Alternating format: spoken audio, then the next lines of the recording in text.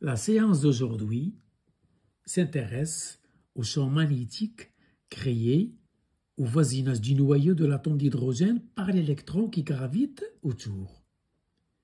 Donc l'atome d'hydrogène contient un électron qui orbite, qui gravite autour du noyau. Puisque l'électron est une charge électrique qui se meut autour du noyau, alors c'est comme si j'avais un courant électrique. Donc j'ai un champ magnétique. Ce champ magnétique, il apparaît au voisinage du noyau. C'est ça le but de cet exercice, de cette séance. On va calculer numériquement le champ magnétique créé par l'électron au voisinage du noyau. Voilà un petit schéma. Regardez ici, c'est l'électron qui a une vitesse V autour du noyau. R, c'est le rayon de l'atome d'hydrogène. Ça y est. Je rappelle que la dimension de QV, c'est la même que la dimension de IDL. Elles ont la même unité.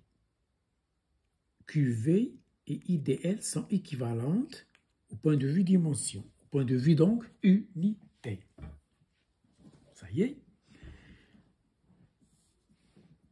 La formule de Buty-Savart me dit que le champ B créé en haut, c'est-à-dire au noyau de l'atome d'hydrogène, c'est mu0 sur 4pi. On est habitué à dire mu0 I. Ici, le I, il est remplacé par la charge en mouvement. Donc, QV, c'est un I.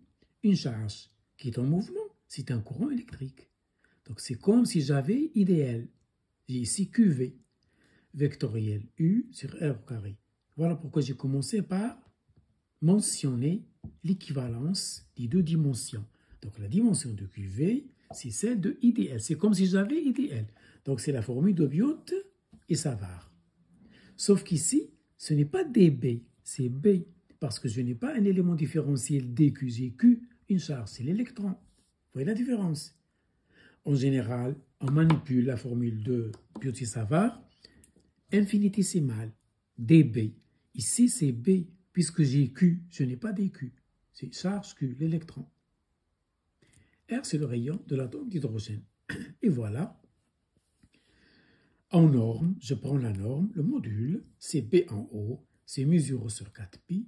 La valeur absolue de Q, parce que j'ai un électron, la charge négative, fois la vitesse, fois l'angle entre V et U, c'est pi sur 2, sin de pi sur 2, c'est 1. Regardez. Le V et le U. Le U, il est porté par le rayon. Ils sont orthogonaux. Donc, sin de pi sur 2, c'est 1. Sur R au carré. Ça y est? Donc, si vous pensez à la formule de Biot et Savart, en remplaçant IDL par QV, le problème est résolu. Comme application numérique, la charge de l'électron, vous le connaissez, j'espère, c'est 1,6 10-19 coulombs. Le rayon de l'atome d'hydrogène, c'est 0,5 10-10 mètres, ou bien 0,5 angstrom.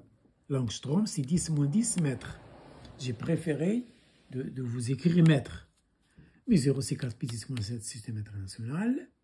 La vitesse de l'électron autour du noyau, c'est 2,9 10 puissance 6 mètres par seconde. C'est une grande vitesse, c'est une vitesse énorme.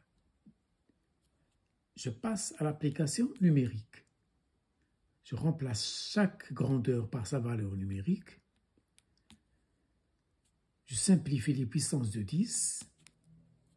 Je fais mon calcul. Je trouve 18 Tesla.